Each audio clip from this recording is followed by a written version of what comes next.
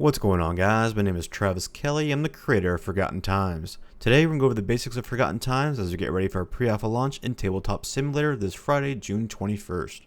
For those who are new to Tabletop Simulator, at the end of the video I'll show you guys some basics and also post a quick start list in our Discord for you guys' convenience. First, we'll go over card types. In pre-alpha we have 4 card types. We have Guardians, Spells, Enchantments, and Relics. First, we'll look at Guardians.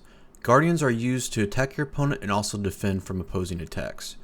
You're able to summon Guardians during different phases, which we'll go over later, but you're unable to attack or use their abilities when they're first summoned onto the battlefield, which is also known as Summoning Sickness. However, if a Guardian has a trigger ability, meaning something has to happen in order for that ability to proc, such as Cursebound, meaning you have to play a curse from your hand to trigger Cursebound, those are able to be used as soon as a Guardian is played into the battlefield. The next card type we'll go over is Spells. Spells are cards that can be cast by a Rune Seeker to perform an effect that will resolve immediately. After which the spell is discarded to the Afterlife, which is our version of the discard pile. Spells can be used while attacking or while defending, depending on their casting speed, which we'll go over in the next section. The next card type we'll go over are Enchantments. Enchantments are cards that are cast by the Rune Seeker that represent a magical force that stays persistent on the battlefield until they are forcibly removed by an outside force. Order-aligned runic powers have blessings, and chaos-aligned runic powers have curses. Our final card type we can go over are relics. Relics are powerful objects with magical properties. Much like enchantments, they stay persistent on the battlefield until they are forcibly removed by an outside force. The type of relic also defines how the relic plays. For an example, altars you have to tap in order to gain something. Runestones are typically field modifiers. And Odysseys, which are quest-like cards, meaning you typically have to do something over and over again to make that card more powerful. Next, we'll go over casting speeds. There are 2 casting speeds in Forgotten Times, Instant and Ritual. Instant speed can be played at any time. Spells or abilities that can cast at instant speed are the only speed that can be cast during combat phase. Additionally, only instant speed spells or abilities can be added to the casting chain or used as a response to another ability or spell. Ritual speed can only be played during your turn and only while you're not in the combat phase. Ritual speed spells or abilities can only ever start a casting chain. They can never respond to another spell or ability. Guardians, enchantments, and relics will always cast at ritual speed unless otherwise denoted in the card text or ability text. Next, we're going to look at the game zones. The first zone we're going to look at is the Rune Seeker. So the Rune Seeker is a manifestation of you on the battlefield. Each Rune Seeker starts with 20 life, and the objective of the game is to reduce your opponent to 0 life. The next zone is the Afterlife. So the Afterlife is a discard pile and where your destroyed and used cards are placed. Next is going to be the Codex. Codex is where you place your custom 40 card deck. Your deck must contain at least 40 cards and can have no more than 60 cards. You may have 3 copies of a single card in your deck though. Next will be the Invoke zone. This is where you place your cards from your hand to gain runic power to summon guardians or cast spells. We will go over this in more detail as we go over our turn example. The Grimoire. The Grimoire is the area used to store cards from your hand to be used at a later time, allowing you to draw more cards. Again, we'll go over this in more detail when we go over our example turn. Next is going to be the Banished zone. The Banished zone is a zone where you place your cards that have been banished. It is used to keep cards out of the afterlife and off the battlefield to prevent any effects that can trigger when a card is destroyed. Lastly, the Battlefield. This is where you summon your guardians and where the action takes place. Alright guys, now we're going to go over starting the game. To start the game, each player will need to choose a Rune Seeker.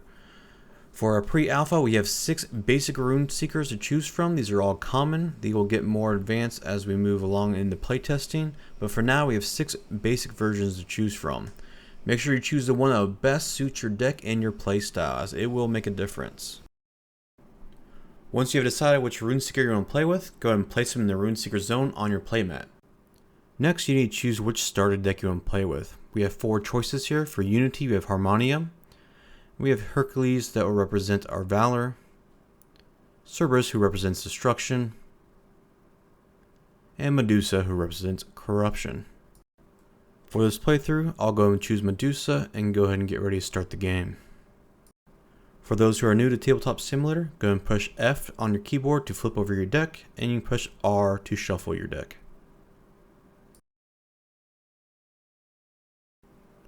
Once you and your opponent have both decided which Runeseeker and deck to play, it is time to get ready to decide to see who goes first. To decide who goes first, you guys can roll a die, flip a coin, or however you guys wish to decide who goes first. Typically for here on Tabletop Simulator, we'll just go ahead and roll a die and see who rolls higher, and they can choose if they want to go first or second. To start, each player will go ahead and shuffle a deck and draw 4 cards. Now we do have a mulligan system, so you can keep any number of these cards and place any unwanted cards face down and draw that many cards back up from the top of your codex.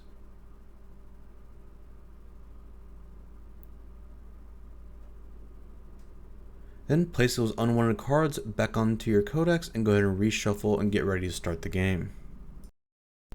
Next we'll go over how to invoke cards to gain runic power in order to summon your guardians or cast spells. To play a card, you first must invoke one or more cards from your hand to gain runic power. To invoke a card from your hand, you will place a card from your hand face up in the evoke zone and gain its runic power that is denoted in the top left hand corner of the card. The symbols will tell you what runic power you gain and how much of that runic power you will receive when invoked. Every card is able to be invoked for some type of runic power.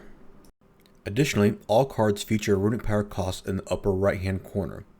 There are also symbols representing the type and total amount of specific runic power required to cast a spell or summon the guardian. Next, we'll talk about how to summon guardians and cast spells.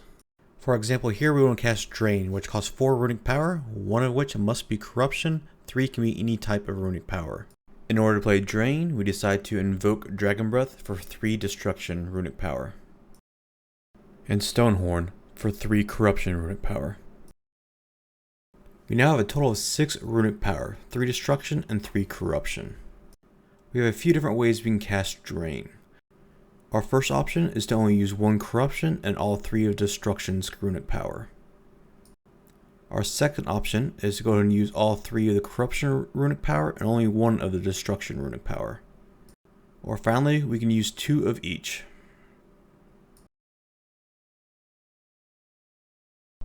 Next, we'll go ahead and give you guys a live play example from Tabletop Simulator. So as we see from my starting hand here, I want to go ahead and play Dearth. So let's take a closer look at Dearth. So in order to play Dearth, I need 4 runic power, one of which must be corruption. So I have to be able to gain 4 runic powers. So how can I gain 4 runic power, and what's the best method for this? So I'm going to go ahead and invoke Nullify. So Nullify is going to give me 3 corruption runic power. Now I need 4 in order to play Dearth, so let's take a look at Solera. She has 2 tap abilities that we can use. The first one, she can give a +1/+1 to any guardian at ritual speed, and the second one, she can gain 1 runic power of any affinity to end a turn at instant speed. We'll go over the speeds a little bit later on, but for now we're going to use that second ability. As a reminder, to summon Dearth, we need 4 runic power total, one of which must be corruption. So we're going to go ahead and invoke Nullify here for 3 corruption runic power. To get our 4th and final runic power, we're going to use Solara's second ability and tap for 1 runic power of any affinity to end a turn, so we go and play Dearth out there. Now as a reminder, for Dearth, he required 4 runic power, one of which must be corruption. Since we are playing a monocolored deck, we used all 4 runic power as corruption, but only 1 was required. Finally, we'll go over ending a turn. Now when you end your turn, any unspent runic power will be lost and not be carried over. You can store up to 2 cards in the Grimoire. To do this, you'll place a card from your hand face down into the Grimoire zone. This can only be done at the end of your turn during the end phase. Any card placed into the Grimoire can only be cast or summoned. You're not allowed to invoke a card from the Grimoire for its runic power. Finally, place all invoked cards on the bottom of your codex and draw back up to 4 cards. Now, it's your opponent's turn and await their moves. Next, we're going to talk about attacking. You win the game by reducing your opponent's life total to 0. You can achieve this by attacking your opponent with guardians during combat. During your turn, you decide which of your guardians, if any, will declare as attackers. If a guardian is exhausted, meaning it's turned 90 degrees to the right, or if a guardian was summoned during the current turn, it cannot attack. You can only propose combat once during your turn. All guardians declared as attackers will attack at the same time. To declare a guardian as an attacker, exhaust them by turning them 90 degrees to the right. Exhausted guardians will ready next turn during your next ready phase. Your attacking guardians will deal damage to the rune seeker they are attacking unless they are blocked by your opponent. Damage dealt or life lost is determined by each guardian's attack points. A guardian is sent to afterlife when the damage taken exceeds its health points. Damage to guardians is not persistent, meaning any non-lethal damage dealt to guardians will have their health fully restored at the end of the turn. Next, we'll go over blocking. Let's say your opponent has attacked you with one or more of their guardians. If you control any ready guardians, you can now use those guardians to block. Blocking does not cause your guardians to become exhausted. Each blocking guardian can only block one attacking guardian. However, you can use multiple guardians to block the same attacking guardian though. However, the rune seeker will decide in what order and how much damage the attacking guardians can deal to each of the blockers. In our example here, Vernon will do 4 damage to Estus and 1 damage to Nixie. Next, we'll go over the casting chain. Whenever you cast a spell, it doesn't resolve right away. It has to wait on the casting chain. Each player, including yourself, will get a chance to cast a spell or activate an ability with an instant speed in response. When the casting chain resolves, it will resolve in reverse order, meaning that last spell or ability on the chain will resolve first. For example, let's say you're attacking with Nixie, who is a 1/2 Nymph Dryad. You have Empower the Few in your hand, which gives a target guardian +2/+2 until end of turn. And your opponent has Dragon Breath, which deals 3 damage to target attacking or blocking guardian. If you cast Empower the Few first, your opponent can respond by casting Dragon Breath. Dragon Breath would be on top of Empower the Few on the casting chain, so it will resolve first. Dragon Breath will destroy Nixie, sending her to the afterlife, and when Empower the Few tries to resolve, its target will be gone and therefore is sent to the afterlife as well. Now on the other hand, let's say your opponent casts Dragon Breath first and you respond with Empower the Few. Now Empower the Few will resolve first, boosting Nixie to a 3/4. Then Dragon Breath will resolve and it will deal 3 damage to Nixie, but that is not enough to destroy Nixie. Next, we'll go over the turn phases. We have 5 phases in Forgotten Times. We have the Ready phase, Set phase, Combat phase, Recovery phase, and End phase. During your Ready phase, you'll ready all exhausted cards if they are able, and Dawnbreak abilities are activated during this phase as well. During the Set phase, you may invoke cards from your hand for their runic power, you may choose to summon any number of guardians, you may cast spells, relics, abilities, or enchantments during this time without proposing combat. During your combat phase, you'll declare your attackers, declare your blockers, go through the casting phase, which means you can cast instant speed spells or abilities, and then finally damage resolution, where you resolve your combat damage. During the recovery phase, you may summon additional guardians if you have enough runic power to do so. You also may cast any additional spells or activate any abilities. Now once you reach the recovery phase, you can no longer propose combat. During the end phase, no more actions can be taken by the player. Nightfall abilities are activated during this phase, and you may place any number of cards from your hand to the Grimoire if your Grimoire has space. All non-lethal damage to all guardians is removed and health is restored. And finally, you'll draw back up to 4 cards from your codex. Next, we'll go over Devotion. Devotion is typically used to enhance your guardians or spells. Each guardian, enchantment, and relic will have an alignment to either order or chaos. To determine your devotion, you add up all your total number of devotion symbols to either order or chaos to get your final devotion number. You will need to calculate your devotion from time to time when you activate certain spells or abilities that require a certain level of devotion. Alright, let's go over an example. Let's say you have Medusa and Wrecker in your battlefield, and you want to activate Wrecker's ability, which requires a devotion to chaos of 5 or greater and 2 corruption runic power. Now we'll be able to activate this ability because we have 3 devotion to chaos from Medusa and additional 2 devotion to chaos from Wrecker, giving us a total of 5. Next, we'll go over Empower. Empower is an effect that typically will make a card stronger. For an example, let's say you want to go ahead and summon Stonehorn to the battlefield. Stonehorn has an Empower effect that requires your devotion to chaos to be 5 or greater. If you meet this requirement when you summon Stonehorn into the battlefield, Stonehorn will get additional +2/+2 when he's summoned. Now we'll go over an example on a spell. Thornbind has an empower effect that requires your devotion order to be 6 or greater. If you meet this devotion, then your damage is increased from 5 to 10. Next, we'll talk about the Ascend mechanic. There are 2 ways to summon a god or monster with the Ascend keyword. First, you can play the normal runic cost in the top right hand corner like normal. So for Medusa, she costs a total of 8 runic power, 2 of which must be corruption. You can also ascend Medusa onto a guardian by paying the difference of the runic power cost. To do this, the card being ascended must share at least 1 runic power affinity with Medusa. Additionally, that card being ascended will be banished and placed into the banish zone. Ascended cards have some special rules. For example, you can ascend on an exhausted guardian. Let's go over an example. So we have Medusa in our Grimoire and Dirther in a hand that we can invoke for 2 runic power to ascend Medusa onto the battlefield. So we're going to banish Vernon and go ahead and put Medusa out there in his place. Medusa is now ready to defend if needed. You can also ascend onto a ready guardian. If you ascend onto a ready guardian, that means you're able to attack the same turn you ascend. In order to ascend Stonehorn to Medusa, we need 7 runic power, so we're going to go ahead and invoke for 6, tap for 1, and go ahead and banish Stonehorn and put Medusa out there so she's able to attack right away. And deal 6 damage to our opponent since there is no defenders. In our final special rules, we'll go over ascending on a guardian who has a counter. Stonehorn has 3 +1/+1 counters on him, and we want to go ahead and ascend him to Medusa so Medusa gets those counters. To achieve this, we need 7 runic power, so we'll go ahead and invoke all the cards from our hand to get that 7 runic power. Finally, we'll go ahead and banish Stonehorn and put out Medusa, and she'll get those +3/+3 counters.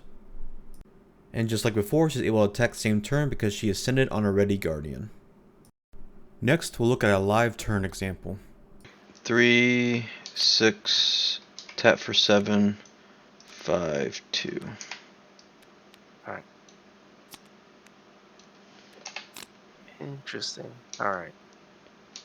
You can draw a card.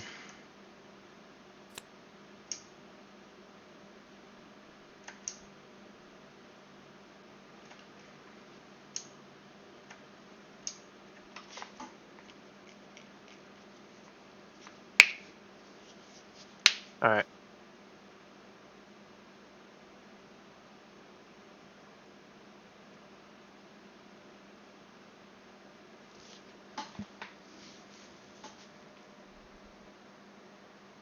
Hmm. 3, 6, tap this.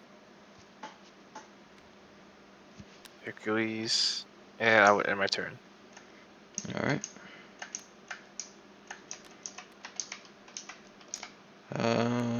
Don't feel great about this, but I gotta do 3, 6, pay full cost for her.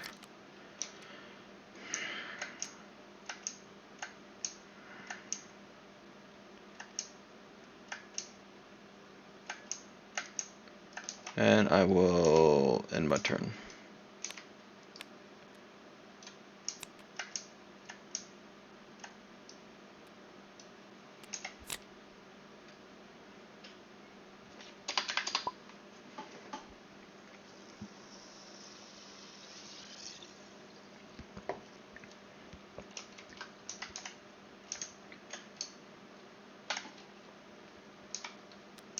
Okay. 4, 6.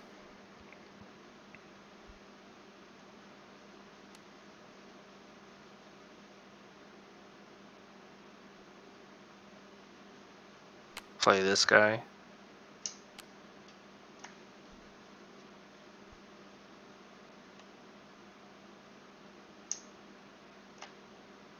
And that will give me 2 left. That's 4.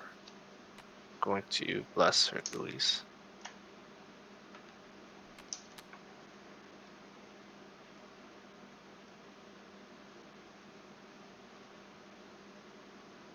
And I'm gonna end my turn. Right. Actually, I'm gonna tap this to give me 1 life. And before you completely end your turn, I'm gonna invoke for 2, tap for 3, and I'm gonna destroy Hercules. Ah, man. Good. Alright.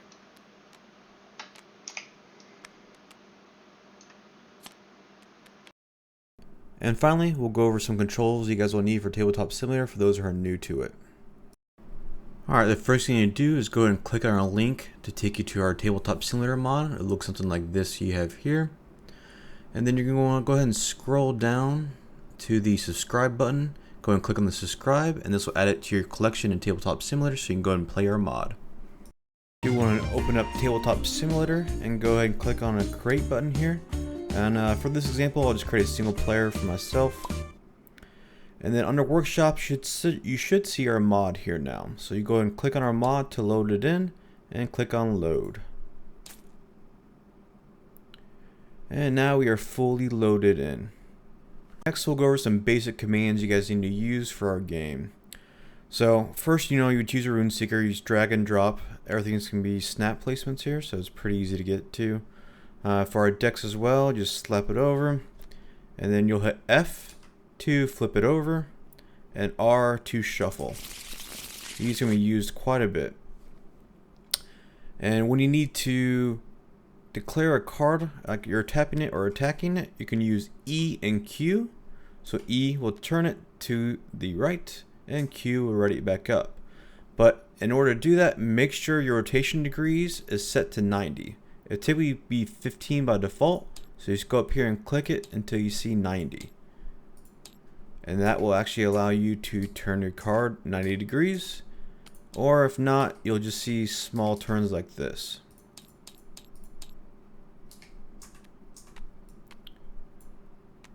Also, to move around on the board, you can use your WASD keys to move around on the board. That is very useful. So you can use your mouse wheel to scroll in and zoom out. And let's say you have a card in your Grimoire. Now, instead of flipping it over, take a look at it, you can actually hit Shift, Alt, and you'll be able to see the card without actually flipping it over. So that way your opponent doesn't get to see it. Now, if you want to look at a card closer, if you hold Alt and then you use your scroll wheel, you can make things bigger or smaller. So that way you guys can actually read the cards a little bit easier. So this is one of the very first things you want to do when you first get in Tabletop Simulator. So you click on change color. You can be either red or blue. Since we want to play on this side, we'll choose blue. And then now I can highlight my deck and hit the number 4. And it's going to draw me 4 cards. Let's say we have some cards out here and we wanted to say, oh, okay, we want to destroy this card. If you guys want to highlight something, highlight over it and hit your tab key, and it'll create an animated arrow like that, so it points to things that you're talking about. So it makes things a little bit easier when you're trying to point to what you want to attack, what you're defending. Some final things we're going to go over. These are our +1/+1 counters. So these are what we call infinity bags. So all you have to do is just highlight over it, pull one out, and you have copies of it. So you can have as many copies as you want. So these +1/+1 counters will actually go up to 6. So you see how it says 1 of 6? That means it can go all the way up to 6. So you just hit your number on your keypad. So if you, let's say this guy gets a +2/+2. Highlight over that +1/+1 counter, hit the number 2, and it goes to +2/+2. Now this will work all the way up to 6. I don't think we have too many debuffs, but on the other side, it's the -1/-1 counter. And same thing applies. You can go all the way up to 6 if you want to. When you guys are not using these, you guys can put them off to the side, or you can simply put them right back to the bag. Oh, sometimes, I guess not. So just put it off to the side, it'll reset it in the game. Same thing with our D6 over here. You just pull one out whenever you need it. And same thing, if you guys want a certain number on there, just highlight the die, and then hit your number on your keyboard, and it will switch to that number. We also have 12-sided dice and 20-sided die as well. So these are in case you guys need some bigger numbers. And then finally, we have a rule book over here for the quick reference. We have a pop-out screen here that actually will take up the whole right side of your screen, so it's kind of nice, and you guys can kind of scroll through here. So if you guys need to reference the rules or got any questions, you guys can scroll through here and take a look real quick. And then whenever you're done with it, just hit the exit button and it'll stay over here on the side for you. And you also do it over here as well. And then hit the Alt key if you want to look at it. But I find it's a lot more clear when you hit that pop out key on the top left here.